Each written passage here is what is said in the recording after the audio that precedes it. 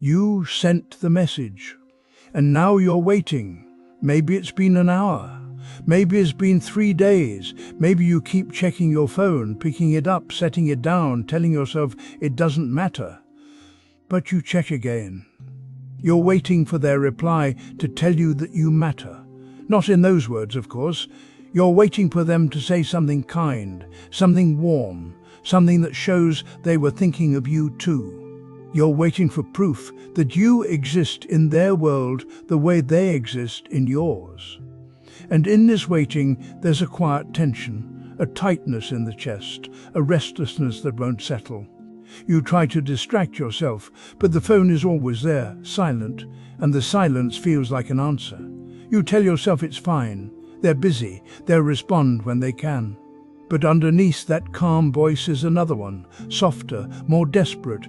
It whispers, maybe I said the wrong thing, maybe I'm too much, maybe they don't care. And so you wait. Not just for a reply, you wait for reassurance, you wait for confirmation, you wait for someone else to decide whether you're enough. This is where the suffering lives, not in the silence itself, but in what you're asking the silence to do. You've handed your sense of worth to someone who may not even know they're holding it. You've made your peace conditional on their response. And now you're trapped, suspended between hope and fear, checking and rechecking, building a story around every minute that passes. You imagine what their reply might say. You rehearse your response. You notice how good it feels to imagine them saying something kind, and how terrible it feels to imagine them saying nothing at all. You swing between these two poles over and over, and each swing takes something from you. Because you're not really waiting for a message, you're waiting for relief from the ache of not knowing if you're loved, if you're seen, if you're important. You're waiting for someone else to fill a space inside you that feels unbearably empty. And the cruelty of it is this: even when they reply, even when they say something kind, the relief doesn't last. It feels good for a moment, yes. But then the emptiness returns. And you need another reply, another confirmation, another sign that you still matter. The hunger doesn't end. It just waits for the next opportunity to feed. The Buddha said, "You yourself, as much as anybody in the entire universe, deserve your love and affection." But you've placed that love outside yourself. You've made it dependent on someone else's words, someone else's timing, someone else's mood. And so you suffer. Not because they haven't replied, but because you've forgotten that your worth was never theirs to give. You can feel it, can't you? The way you've tied yourself to their response. The way your mood shifts with every notification that isn't them. The way you've made yourself small, waiting for permission to feel okay. And none of this means they don't care. None of this means you're wrong to want connection. But notice how you've turned their silence into evidence. Evidence that you're not enough. Evidence that you don't matter. Evidence that something is wrong with you. You're creating your suffering in real time. You're taking the neutral fact of a delayed reply and building an entire world of meaning around it. A world where you're on trial and they hold the verdict. But what if their silence has nothing to do with you? What if they're overwhelmed, distracted, dealing with their own quiet desperation? What if they're waiting too for someone else to tell them they matter? You can't know, and that not knowing is unbearable. So you fill it with stories. You fill it with fear. You fill it with the familiar ache of feeling unseen, and still you wait. The phone sits there, the silence continues, and you're left with the question underneath all of this: who are you when no one is watching? Who are you when no one replies? Who are you in the space between messages, in the gap where no one is confirming or denying your worth? You're here, still breathing, still aware, still feeling the tightness in your chest and the pull toward the phone. This moment, right now, doesn't need their reply to be complete. Your existence doesn't require their validation to be real. But you've been taught to believe otherwise. You've been taught to seek yourself in other people's eyes. And so you wait. And in the waiting, you suffer. Not because waiting is wrong, but because you've forgotten that you were whole before they ever knew your name. The phone might light up in a moment, or it might stay dark. But you're still here, caught between hoping and fearing, still asking the silence to speak. Still waiting for someone else to tell you what you've always been. You're scrolling again. Not because you decided to. Not because you're looking for anything specific. Just scrolling. The thumb moves, the screen changes, and somewhere in the back of your mind there's a faint sense that maybe the next thing will be it. The thing that settles you. The thing that makes this moment feel less empty. But what are you actually looking for? You might say information, or connection, or just a break from the heaviness of sitting still. But if you watch closely, really closely, you'll notice something else. You're looking for a feeling. A particular feeling that this moment, right now, doesn't seem to have. And so you scroll, believing that the next image, the next headline, the next burst of color or outrage or beauty will deliver it. And sometimes it does. For a second, maybe two. Then it's gone, and you're scrolling again. This is how craving moves. It doesn't announce itself. It doesn't say, "I am craving." It just whispers that something is missing, that here, right now, is not enough. That if you could just find the right thing, see the right post, feel the right spark, then you'd be okay. Then you could stop. But you don't stop, because the feeling you're chasing isn't in the scroll. It never was.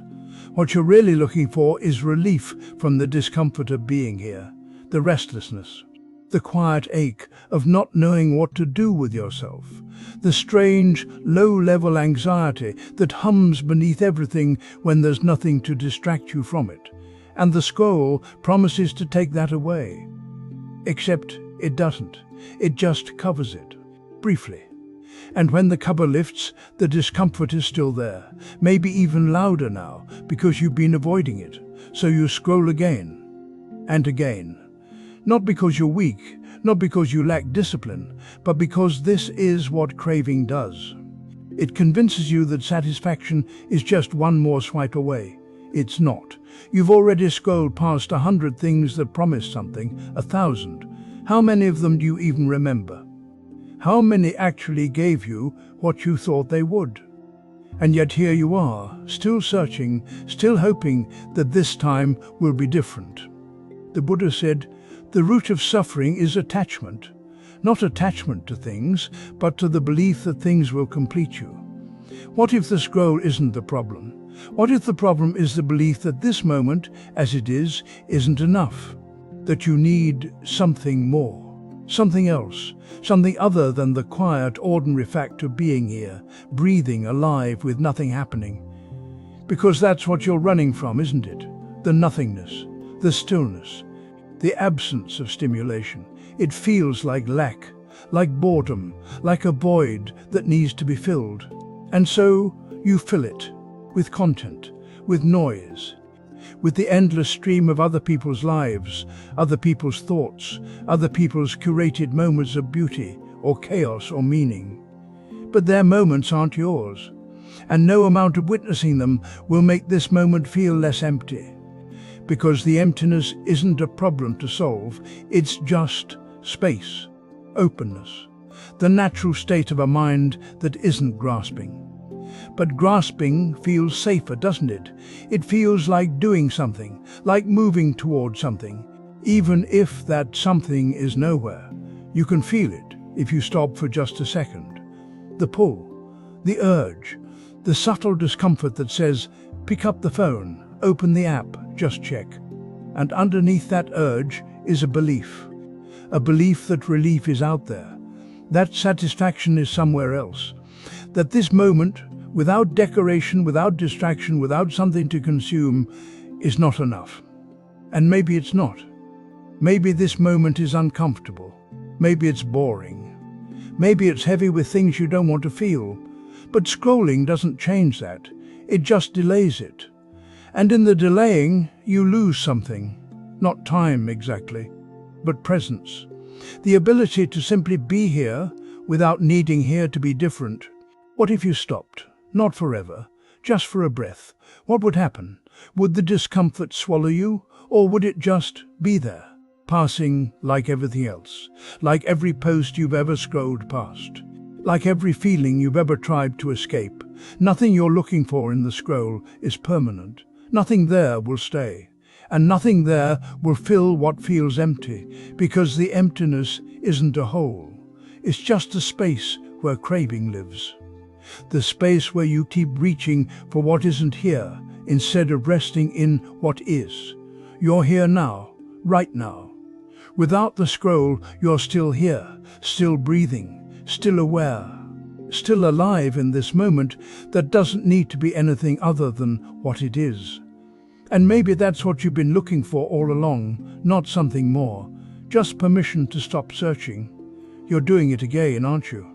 Going back over something that already happened, turning it over in your mind, changing what you said, changing what they said, making it better, making it different, making it not what it was. It's exhausting, this work of rewriting the past. You replay the conversation with sharper words. You see yourself calmer, clearer, more composed. You undo the mistake. You take back what you revealed. You say the thing you didn't say, the thing that would have made everything turn out differently. And for a moment, in your mind, it does turn out differently. For a moment, you feel relief. But then the real version comes back, the one that actually happened. The one where you stumbled, or stayed silent, or said too much, or didn't say enough. And the gap between what happened and what you wish had happened, that gap is where you're living now. You're not remembering the past, you're arguing with it, you're trying to convince it to be something else. You're negotiating with something that has no power to change, and still you return to it, again and again, as if this time, if you think about it hard enough, you might finally get it right. But what are you actually doing when you rewrite what's already gone? You're rejecting this moment, right now. You're saying that the only acceptable version of your life is one where that thing didn't happen the way it did. You're saying you can't be here, can't be okay, can't move forward until the past becomes different. And so you stay there, locked in a story that's already finished. The past isn't holding you, you're holding the past. You carry it with you, not because it won't let go, but because you won't. Because somewhere inside you believe that if you just think about it enough, review it enough, perfect it enough in your mind, you'll finally be free of it. But it doesn't work that way. The more you try to rewrite it, the more solid it becomes, the more real, the more present. What you're resisting, you're keeping alive. Every time you go back to fix it, you're feeding it, you're giving it weight. You're making it more important than this breath, this moment, this actual living present that you're barely noticing because you're so busy trying to undo what can't be undone. And underneath all of this rewriting, there's something you're not wanting to feel. Maybe it's shame, maybe it's regret, maybe it's the simple, unbearable fact that you were human and imperfect, and you cannot control how things unfolded. Maybe it's the fear that if that moment defines you, you're not who you thought you were. So you rewrite, you edit, you improve the script. And in doing so, you avoid the truth of what actually is. The Buddha said, you will not be punished for your anger, you will be punished by your anger. You're punishing yourself with this rewriting. Not because of what happened, but because you won't let what happened simply be what happened. You won't let it rest. You won't let it become the past. And here's what's so quiet and so difficult to see. The version of events you keep returning to, the one you're trying to fix, it's not even accurate anymore. It's been handled so many times, replayed so many times, that it's become a story about a story. You're no longer remembering what happened. You're remembering your last memory of what happened. You're editing an edit of an edit of an edit. The original moment is gone. It dissolved the instant it occurred. What you're working with now is a ghost, a reconstruction. And you're exhausting yourself trying to improve something that doesn't even exist anymore except in your mind. What if you stopped? Not stopped caring, not stopped feeling, but stopped trying to make the past into something it wasn't? What if you let that moment be exactly as clumsy, as awkward, as imperfect as it was? What if you let yourself be exactly as human as you were in that moment? You might feel the feeling you've been avoiding, the discomfort, the embarrassment, the sadness, the loss. But you'd also stop carrying the weight of trying to undo what cannot be undone. You'd stop spending your energy on a negotiation that has no other party. You'd be here, not in some perfected version of the past, not in the fantasy where you got it right, but here, in the only moment that's actually real, the only moment where anything can actually happen. The past already happened, exactly as it did. It's complete, it's finished. It doesn't need your revisions. And you, right now, you don't need to have gotten it right back then in order to be okay right now. You just keep forgetting that. You woke up with a picture in your mind. Maybe you didn't notice it forming, but it was there. A sense of how the day should unfold, how you should feel, what you should accomplish, how others should respond to you. And now the day is moving and it isn't matching the picture. Someone said the wrong thing. The morning felt heavy when it was supposed to feel light. You're tired when you planned to be energized. The work isn't flowing. The conversation didn't land the way you imagined. And with each small deviation, something tightens inside you. You're not angry, exactly. You're just resisting, quietly insisting that this moment should be different than it is. And the day feels held, hostage to an image that exists only in your mind. Notice how exhausting this is. You're living in two places at once. There's the day as it actually is, unfolding in its own way, indifferent to your preferences. And then there's the day you're carrying in your head, the one you keep comparing everything to, back and forth. Real moment, imagined moment. What is, what should be. The gap between them is where you suffer, because the image demands agreement. It needs the world to cooperate. It needs your energy to stay alert, to stay productive, to stay pleasant. It needs other people to show up in specific ways. It needs circumstances to align. And when they don't, when the day drifts from the script, you feel it as a kind of betrayal. But who made the agreement? Who decided the day owed you this particular shape? You did, quietly, without realizing it was a demand.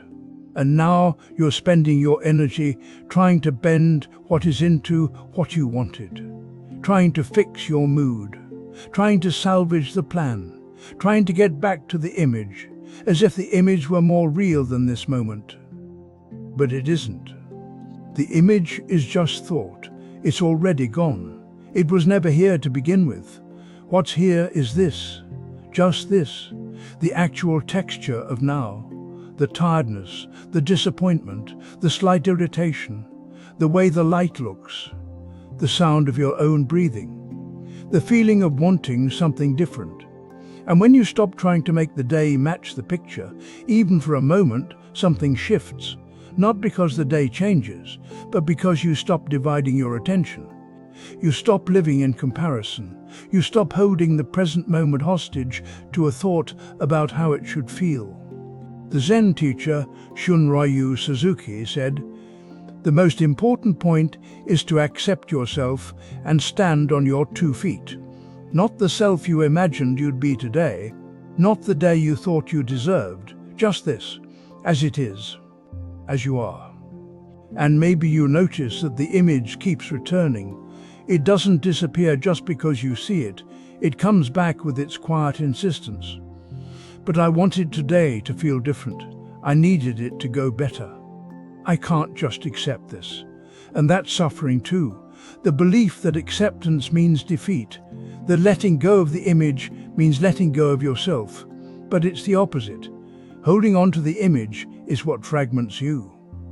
It splits you between what is and what should be. It makes you a hostage in your own life, constantly negotiating with reality, constantly trying to trade this moment for a better one. And reality doesn't negotiate, it just is. The day unfolds whether you approve or not. People respond in ways you didn't script. Your energy rises and falls, thoughts come and go. The image in your mind has no power over any of it. It only has power over you, over your peace, over your ability to be here. So what if you stopped asking the day to match the picture? What if you stopped measuring this moment against the one you wanted? Not because you've given up, not because you don't care, but because you see that the image is costing you the only thing you actually have. This moment, as it is, imperfect, unplanned, not quite right, but real. And maybe, in seeing this, you feel something release. Not the day, not the circumstances, just the grip. The insistence, the quiet demand that everything be other than it is. The day is still here, you're still here, and the image, for now, is just an image, seen, but no longer holding you. You scroll through their life and something tightens in your chest. Not always, not with everyone, but with certain people at certain moments there's this quiet measuring that happens. Their vacation, their body, their calm morning routine, their relationship, their certainty. And somewhere inside, without deciding to, you place their life next to yours and feel the gap. It's so automatic, you barely notice it happening. You see their post and suddenly your own life feels smaller, less interesting, less put together. They seem to have figured out something you're still struggling with. And for a moment, maybe longer, their life becomes the standard against which yours is weighed. What part of you needs this? What part of you reaches for their life to know if yours is enough? It's not really about them, you know this.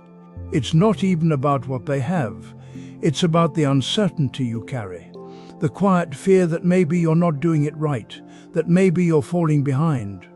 That maybe, if you're honest, you don't actually know what your life is supposed to look like, and their life gives you something to aim toward, or something to feel less than. The comparison offers a strange kind of relief, because if you can measure yourself against someone else, you don't have to sit with the groundlessness of not knowing. You don't have to feel the instability of building a life without a clear map. Their life becomes the map, and yours becomes the distance you haven't traveled yet. But notice what happens in that moment of measuring. Notice how quickly your own life loses its shape. The things that felt okay a moment ago suddenly feel insufficient. The peace you had, the small contentments, the ordinary beauty of your day, all of it dims, because now you're looking at your life through their lens, not your own. And the part of you that needs this measuring, what is it really looking for? Security, maybe. Proof that you're on the right path. Evidence that you're enough. But the comparison never delivers that. It can't. Because the measuring itself is the problem. The moment you use someone else's life to define your own, you've already left yourself. You're no longer here. You're in the gap. The space between what you have and what you think you should have. And that gap is where the suffering lives. It's exhausting, isn't it? This constant referencing, this looking outside to know if what's inside is acceptable. And it never stops, because there's always someone further along, always someone who seems more sure, more successful, more at peace. The finish line keeps moving, the standard keeps shifting, and you keep measuring. But what if the instability isn't in your life? What if it's in the measuring itself? Because their life is not a mirror. It's not showing you what you lack. It's just their life. Impermanent, uncertain, constructed from the same confusion and longing that shapes yours. They're measuring too. Maybe against you.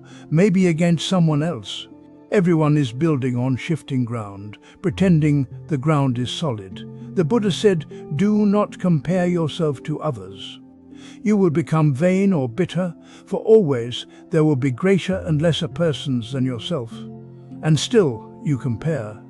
Not because you're weak, not because you're failing, but because the part of you that doesn't know who you are reaches for anything that might tell you, and other people's lives seem like answers. They seem like proof of what's possible or proof of what you're missing, but they're not answers. They're just more questions wearing different clothes. The part of you that needs their life to measure your own is the part that hasn't yet trusted your own ground. The part that's afraid that without comparison, without external validation, you might disappear, that your life might not mean anything, that you might be making it all up as you go. And you are making it up as you go. Everyone is. There is no script, no right way, no standard that holds. When you see this, really see it, the measuring loses its grip. Not because you've transcended comparison, not because you've become enlightened or free, but because you've seen that the measuring is just another way of running from the uncertainty that's already here. Your life doesn't need to measure up. It doesn't need to be more or less than anyone else's. It just needs to be seen, lived, felt, without the constant referencing, without the endless weighing. And the part of you that reaches for their life is not bad. It's not something to fix. It's just afraid. Afraid of the openness, afraid of the not knowing, afraid that, without comparison, you'll have to face your life exactly as it is. Which is uncertain, unfinished, unmeasured. And maybe that's what you've been running from all along. You wake up, and the first thing you reach for isn't here. It's back there, in a conversation that ended months ago, in a version of yourself that no longer exists, in a moment that felt so full, so complete, that you've been trying to live inside it ever since. You're not even sure when it happened, when the memory became more vivid than the morning light coming through your window, when the past became more real than the person sitting across from you right now, trying to talk to you, trying to reach you. You say you're listening, but you're not really. You're comparing this moment to that moment, this feeling to that feeling, this person to someone who isn't here anymore. And in that comparison, right there, you've already left. You're gone. You're living in a place that doesn't exist except in the story you keep telling yourself. And the story is so familiar. You know every detail, every word that was said, every way it felt. You've polished it smooth from handling it so much. You take it out and hold it and turn it over, and each time you do, the present moment slips away unnoticed, unlived. You tell yourself you're just remembering. That's all. Just thinking about something that mattered. But watch closely. Watch what happens in your body when you go back there. The tightness in your chest, the ache that feels almost sweet, the way your breath gets shallow, the way everything here, everything now, suddenly feels thin, empty, not enough. That's not remembering, that's grasping. That's holding on so tightly to what was that you can't open your hand to receive what is. And maybe what you're holding on to was beautiful. Maybe it was love. Maybe it was a time when you felt more yourself, more alive, more certain. Maybe it was before the loss, before the disappointment, before everything got complicated. No one is saying it didn't matter. But watch what you're doing with it now. You've turned it into a refuge, a place to hide from the uncertainty of this moment, from the discomfort of not knowing who you are anymore, from the terrifying possibility that life might ask something different from you now. You keep going back because back there, you know how the story goes. You know who you were. You know what it meant. Here now you don't know, and that not knowing feels unbearable. So you retreat, again and again, into the familiar ache of what's gone. But notice that the memory is changing. Every time you return to it, you shape it a little differently. You emphasize different parts. You forget the ordinary moments, the difficult parts, the ways it also hurt. You're not remembering anymore. You're creating. You're building a place that never fully existed, and then suffering because you can't get back to it. The Zen teacher Shunryu Suzuki said, "The seed has no idea of being some particular plant, but it has its own form and is in perfect relation to its environment." You were that seed once. In that moment you keep returning to, and you're a different seed now. But you're trying to force yourself back into a form you've already grown beyond. You're trying to be the person you were, in the conditions that no longer exist, and wondering why it feels like dying. What if the memory isn't the problem? What if the refusing to let go is where the suffering lives? Not in what happened or didn't happen, but in this moment right now, where you're splitting yourself in two. One part of you here, going through the motions, another part of you there, insisting that there is where you truly belong. And all the while, life is happening. The light is changing. Someone is speaking. Your breath is moving in and out. The tea is getting cold. The moment is offering itself just as it is, and you're not here to receive it. You're busy living in a place that exists only because you keep rebuilding it with your attention. You can feel it, can't you?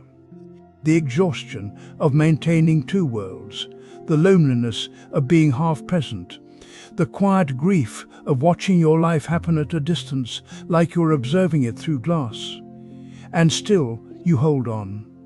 Because letting go feels like betrayal, like forgetting, like admitting it's really over, like stepping into an emptiness with no promise of what comes next. But what if you're already in the emptiness? What if this divided life, this half-lived present, is the emptiness you're so afraid of? The memory will still be there. It doesn't need you to guard it. But you, right now, this breath, this moment, this unrepeatable instant that will never come again, this needs you, all of you. Not the you from back then, the you that's here. You tell yourself that when the real moment comes, you'll be ready. When the difficult conversation finally happens, you'll be calm. When the opportunity appears, you'll be competent. When you're tested, you'll rise to meet it. You believe something will shift in you between now and then. That the person who shows up in that future moment will somehow be wiser, braver, more together than the person sitting here right now. But look at what's actually happening. You're imagining a version of yourself that doesn't exist yet. A future you who has qualities the present you doesn't feel. And in doing this, you're rejecting who you are right now. You're saying this moment, this version of you, isn't enough. Not yet. Not quite. There's a gap you've created between who you are and who you need to be. And that gap feels real, doesn't it? It feels like something you have to cross, like preparation, like getting ready. But what if that gap is the suffering itself? Every time you rehearse the future conversation in your mind, you're practicing being someone else, someone who doesn't stumble over words, someone who doesn't feel the tightness in their chest, someone who knows exactly what to say. You run through the scenario again and again, trying to build that person, trying to become them before the moment arrives. But when the moment does arrive, who shows up? The same you, the one who's here right now, with the same patterns, the same hesitations, the same fear that's always been there, and you feel surprised, almost betrayed, because you were so sure you'd be different. You've been doing this for years, haven't you?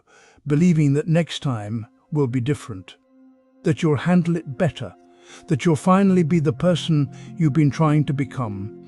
And each time the same you appears, not because you failed, not because you didn't prepare enough, but because there is no other you waiting in the wings. The person you are right now is the person who will face that moment, with all your uncertainty, with all your tenderness, with all the fear you're feeling right now. This is it. This is who shows up, every time. But you don't want to believe that, do you? Because if this is who you are, then you have to face the fear now. You have to feel the inadequacy now. You can't push it into the future anymore. You can't tell yourself it'll be easier then. You have to be with what's actually here. So you keep creating the fantasy. The future you who's ready, who's prepared, who's somehow transcended all of this. And in creating that fantasy, you make this moment unbearable. Because this moment, with you as you are, becomes the problem that needs solving. The version that needs upgrading. The rough draft before the final copy. The Buddha said, do not pursue the past. Do not lose yourself in the future. The past no longer is. The future has not yet come. Watch what happens when you imagine that future moment. Your body tenses, your mind speeds up, you're trying to control something that hasn't happened, trying to become someone you're not. And all of it is happening right now. The suffering isn't in the future moment, it's in this moment, in the trying, in the believing you need to be different. The moment you're afraid of, the one you're preparing for, is just another moment, just like this one. It won't feel fundamentally different. You won't feel fundamentally different. The same thoughts will arise, the same sensations will move through your body, the same impulse to be somewhere else, someone else, will be there. And maybe that's what you're really afraid of, not the moment itself, but the possibility that you'll arrive there and still be you. That all this preparing, all this imagining won't transform you into someone who doesn't feel fear, someone who doesn't doubt, someone who's finally enough. You keep waiting to become that person, and in the waiting, you miss what's here, the only moment you actually have, the only you that actually exists, not the past version you regret, not the future version you're trying to build, just this, just now. Just you, exactly as you are. There's nowhere else to be, no one else to become. The moment is always now, and you are always this. Can you feel how tiring it is? The constant reaching forward, the constant rejection of what's here. The belief that later you'll be ready, even though later never comes. It only ever becomes now. And in that now, you're still you. Not the you hoped you'd be, just you. You reach for your phone again. Maybe the third time in 10 minutes, maybe more. You're not sure anymore. Your thumb moves before you decide to move it. The screen lights up and your eyes scan for something. A notification, a number, a name. And when there's nothing, you feel it. That small drop, that quiet disappointment. You tell yourself you're just checking, just staying connected. Just making sure you didn't miss anything important. But if you're honest, if you sit with it for a moment, you might notice something else underneath.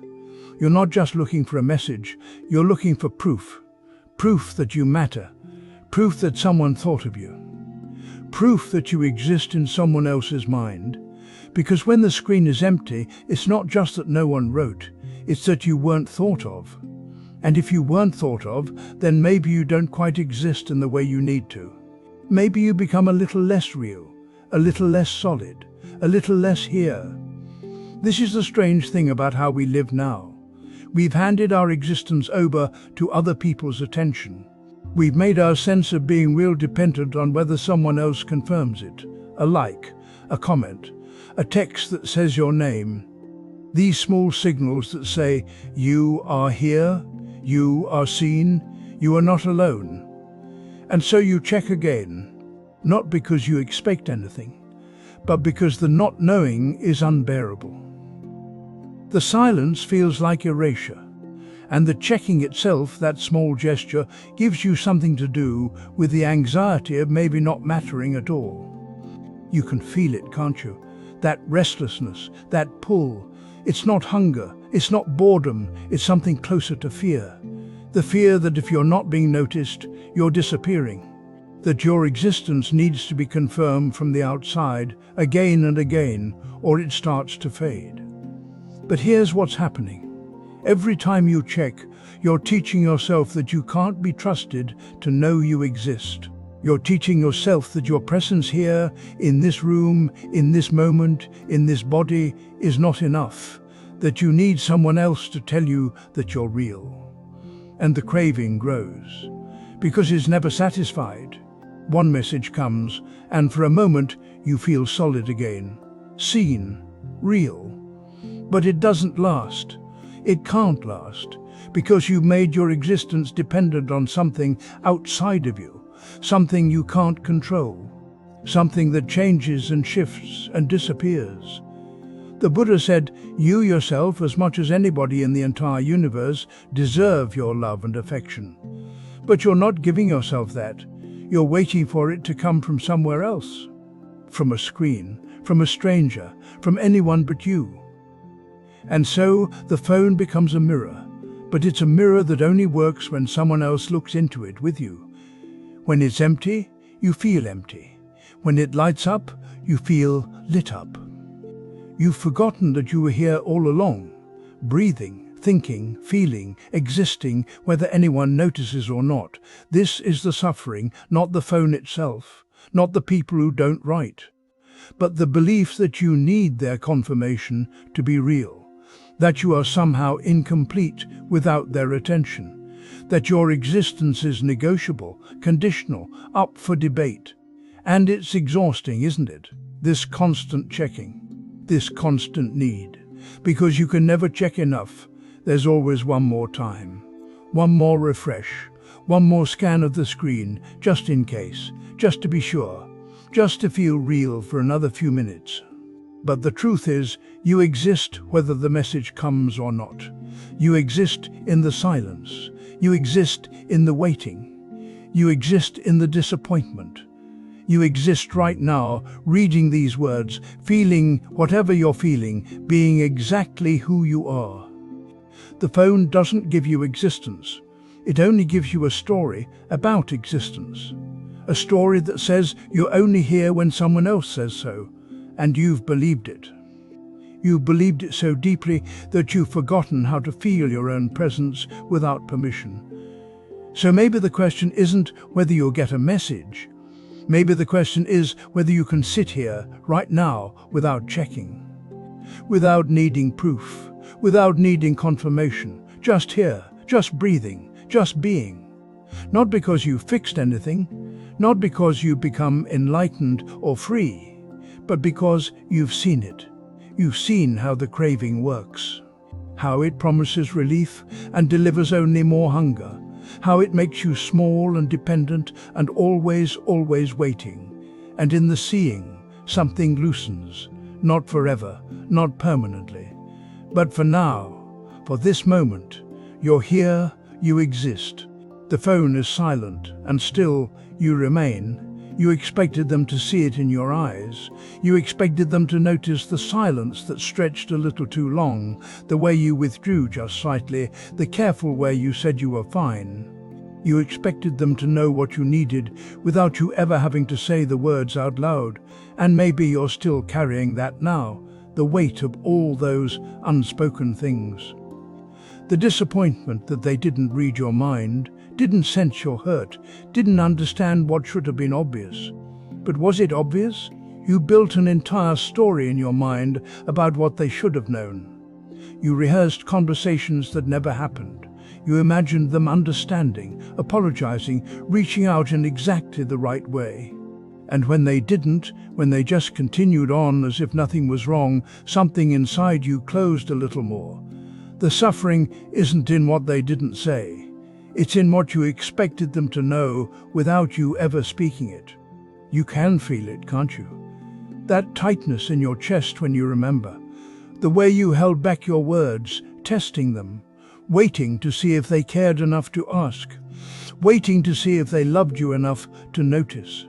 And when they failed your invisible test, you made it mean something about you, about your worth, about whether you mattered at all. But they were living in their own mind, not yours. They were dealing with their own thoughts, their own fears, their own preoccupations. They couldn't see what you never showed them. They couldn't hear what you never said. And still, you expected them to know. This is how we create our own loneliness. We hide what we need and then feel abandoned when no one finds it. We speak in hints and coded language and then feel unseen when no one deciphers the message. We build walls and then wonder why no one climbs over them. You wanted them to prove something, to prove they cared enough to guess, to prove they knew you well enough to read between your silences, to prove that you mattered without you having to risk saying, "I'm hurting, I need you, I'm scared," because saying it out loud felt too vulnerable, too exposing, too much like begging. So you stayed quiet, and you expected them to know anyway. And now you carry the resentment, the story of how they failed you, the evidence that they didn't care enough, weren't present enough, didn't love you the way you needed to be loved. You replay the moments where they should have known, where any decent person would have asked, would have noticed, would have reached out. But that story, the one you keep telling yourself, it's just another way of avoiding what's actually here. The fear of being seen. The fear of asking directly and being told no. The fear that if you speak your needs out loud, you'll discover you're not as important to them as you hoped. So you stayed silent, and you made your silence their failure. The Buddha said, you yourself, as much as anybody in the entire universe, deserve your love and affection. What if the person you've been waiting for, the one who should have known without being told, was you all along? You expected them to give you permission to matter, to validate your feelings by noticing them first, to make it safe for you to be honest by being psychic. But no one can give you that. No one can know what you don't reveal. No one can meet needs you won't name. And the hardest part is this: even if they had known, even if they had asked in exactly the right way, at exactly the right moment, it might not have been enough. Because what you really wanted wasn't just for them to know. You wanted them to fix something unfixable. You wanted them to make you feel secure in a world where nothing is secure. You wanted them to prove that you're safe, when safety itself is always uncertain. This is the nature of expectation. It builds a bridge to nowhere. It demands the impossible and then suffers when the impossible doesn't arrive. You're not wrong for wanting to be seen. You're not wrong for hoping someone would notice. But you're creating your own suffering by demanding that it happen in a specific way, through silence, through telepathy, through tests they don't know they're taking. What's here now is just this: the memory of what you didn't say, the ache of feeling unknown, the story of what they should have done. And beneath all of that, beneath the expectation and the disappointment, there's just the simple truth that you were afraid. Afraid to be seen. Afraid to be rejected. Afraid to discover that your needs might be too much or not enough or simply inconvenient. That fear is still here. You can feel it right now. And no one else can take it away, no matter how perfectly they guess what you're thinking. The question isn't whether they should have known. The question is, what are you still not saying? You've been doing this for so long now that you barely notice it anymore. The small adjustments, the careful calibration of your words before they leave your mouth, the way you shift your posture, your tone, your entire presence depending on who's in the room with you. You're showing them something. But is it you? Or is it the version you think they need to see? There's a difference, isn't there? A difference you can feel in your body when you're alone again. That slight heaviness, that quiet exhaustion that comes not from what you did, but from who you had to be while doing it. You performed well. You said the right things. You laughed at the right moments. They seemed satisfied. They seemed to like you. But somewhere underneath all of that, there's a question that won't quite leave you alone. What were they actually seeing? You tell yourself it's just being polite, just being professional, just being appropriate for the situation. And maybe that's true. But watch what happens in your chest when you think about letting that performance drop. When you imagine just being whatever you are without the adjustment. There's fear there. Real fear. Fear that what you actually are isn't enough. That who you really are might disappoint them, might confuse them, might make them turn away. So you keep performing. You keep showing them the version that works, the version that's been tested and approved, the version that keeps you safe. But safe from what, exactly? Watch how the mind works here. It builds this whole architecture of protection around you. It studies people. It learns what they respond to, what makes them comfortable, what keeps them close, and then it constructs a presentation, a U-shaped thing that fits their expectations. And you inhabit that thing so thoroughly, so constantly, that you start to forget there was ever anything else. The performance becomes automatic, seamless. You don't even feel yourself doing it anymore, until you're alone, until the audience leaves. And then there's this strange deflation, this sense of having been holding something, though you can't quite say what. Your face relaxes into an expression no one else sees. Your voice drops to a register no one else hears. And for a moment you wonder which one is real. Maybe they both are, maybe neither is. Maybe the question itself is the problem, because what you're really asking is, which version will keep me safe? Which version will keep them loving me, needing me, seeing me the way I need to be seen? And that need, that grasping for a stable identity that others will approve of, that's where the exhaustion comes from. Not from being false, not from being true, but from the constant effort of trying to control how you appear in someone else's mind. You can't control that. You never could. The Buddha said, whatever is subject to origination is all subject to cessation. Even this version of you that you're showing them, even their perception of you, even the need to be perceived a certain way, it all arises, it all passes. None of it stays, none of it holds. And yet you keep trying to make it hold.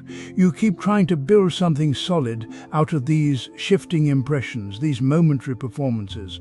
You want to be seen a certain way so badly that you'll abandon what you actually feel, what you actually think, what actually moves through you in the moment. You'll set all of that aside for the sake of the image, for the sake of being acceptable, being wanted, being safe. But the image keeps slipping, doesn't it? Because it's not solid. Because it's made of effort and fear and the desperate hope that if you just get it right, if you just show them the right version, then finally you'll be secure. Finally you'll be enough. Only you never quite get there. Because the performance requires constant maintenance, constant vigilance. You have to remember who you were last time, what you said, what impression you left. And you have to be that again, or something consistent with it, or risk the whole thing falling apart. So you're not really with them at all, are you? You're with your idea of what they need, your fear of what they'll think, your hope of what they'll feel. You're alone inside the performance, watching yourself from behind your own eyes, directing every gesture, monitoring every word. And they're alone too, because they're not meeting you. They're meeting your fear, your control, your carefully managed presentation. What would happen if you just stopped? Not dramatically, not as some grand gesture of authenticity, but just stopped adjusting, stopped performing, stopped trying to show them anything at all. What if you didn't know who you were supposed to be? What if you just let whatever is here be here? The fear says that would be dangerous. The fear says you need the performance. The fear says without it, you'll be rejected, abandoned, seen as you really are, and found lacking. But maybe being seen as you really are isn't even possible. Maybe there's no solid thing there to see. Maybe what you are is just this moment, this breath, this uncertainty, this fear itself, arising and passing like everything else. And maybe that's what they're seeing anyway. Not the performance, not the real you, just their own mind, making shapes out of the light. You've noticed something, haven't you? There's a version of yourself you keep showing up as the way you speak, the way you hold yourself, the things you say yes to, the role you play in conversations. And somewhere beneath it all, there's this quiet discomfort, Not loud enough to be a crisis, just a persistent feeling that you're wearing something that doesn't quite fit anymore. Maybe it's the person you became to survive a job you no longer have, or the identity you built around being needed, being strong, being the one who holds it together. Maybe it's the self you constructed years ago to be loved, to be safe, to belong. And now, when you put it on each morning, it pinches, it restricts. But you keep wearing it anyway. Because what else would you wear? You keep performing this version of yourself even though it exhausts you. You hear yourself saying things you don't quite mean. You laugh at jokes that don't land for you anymore. You show up to places and realize halfway through that you don't want to be there, but you stay because leaving would raise questions. Questions you're not ready to answer. Questions you're not even ready to ask yourself. And here's where the suffering begins. Not in the fact that you've changed, but in the refusal to let the old self go. You're clinging to who you were because at least that person was known. That person had a place. That person made sense to others. And if you let that version dissolve, what's left? Who are you without the story you've been telling? So you hold on. You tighten your grip. You keep insisting that this is still you, even as everything inside whispers otherwise. You feel it most in the small moments. When someone describes you and it sounds like a stranger. When you're praised for qualities that no longer feel true. When you succeed at something that used to matter and feel nothing. The applause lands on someone who isn't quite there anymore. And the exhaustion isn't from growth. It's from the constant work of pretending nothing has shifted. It's from bracing yourself against your own becoming. You're fighting the current of your own life, trying to hold a shape that's already dissolving. Because you've changed. Not all at once, not dramatically. Just slowly, quietly, the way a river changes course. The things that used to light you up don't anymore. The people you once needed feel distant now. The goals you chased seem like someone else's dreams. And you're standing here, still dressed as the person who wanted those things, wondering why everything feels so heavy. The Buddha said, you yourself, as much as anybody in the entire universe, deserve your compassion. And maybe that's what this moment is asking for. Not a decision, not a plan. Just the willingness to see that you're suffering because you're trying to live as a past version of yourself. You're asking your present self to fit into an old outline. And it won't. It can't. Not because you're failing, but because you're not who you were. The self you're clinging to, it was never solid to begin with. It was always just a collection of responses, of adaptations, of ways you learned to move through the world. And those ways served you. They protected you. They got you here. But here is different now. You are different now. And still, you keep reaching for the old costume. Because letting it fall feels like loss. It feels like betrayal. It feels like admitting you don't know who you are. But what if you don't need to know yet? What if the discomfort isn't a problem to solve, but just the truth of this moment? That you're between selves, between stories, between versions of a life that's always been changing anyway. You're not broken. You're not lost. You're just wearing a self that no longer fits, and your body knows it. Your heart knows it. The exhaustion is just the way to pretending otherwise. And you can keep pretending. You can keep showing up as the person everyone expects. You can keep smiling in the right places, saying the right things, playing the part. But the tightness will remain. The quiet ache will stay. Because you're not living from where you actually are. You're living from where you used to be. So maybe, just for now, you don't have to decide who you're becoming. You don't have to announce it. You don't have to know. Maybe you just notice the costume. Feel how it pulls. See how much effort it takes to keep it on. And let yourself be tired of wearing it. Just that. Just the seeing. You're holding on to something. You can feel it in your chest, in your jaw, in the way your breath shortens when someone suggests you might be wrong. There's a tightness there. A refusal. A line you won't cross. You need to be right about this, whatever this is. This conversation, this memory, this version of what happened, this understanding of who you are or who they are. You need it to stand exactly as you built it. And somewhere beneath that need, there's something you're protecting, something that feels more important than the argument itself, more important than the relationship, more important even than the peace that's slipping away while you defend your position. What is it? It's not really about the facts, is it? It's not about what was said, or what happened, or who did what first. You've replayed it enough times to know the details by heart. You built your case. You gathered your evidence. But the tightness remains. Because what you're protecting isn't the truth of the matter. It's something underneath, something older. Maybe it's the image of yourself as someone who sees clearly, someone who understands, someone who doesn't make those kinds of mistakes. If you're wrong about this, what does that say about all the other times you were certain? What does that say about your judgment, your intelligence, your worth? Maybe it's safety. If you admit you are wrong, you become vulnerable, exposed, someone who can be corrected, someone who doesn't know. And not knowing feels dangerous in a world that seems to reward certainty. Maybe it's control. Being right means you get to define reality. You get to say what happened, what it meant, how it should be understood. Letting that go means entering territory you can't manage. Territory where things are uncertain and you're not the one holding the map. Or maybe it's even simpler than that.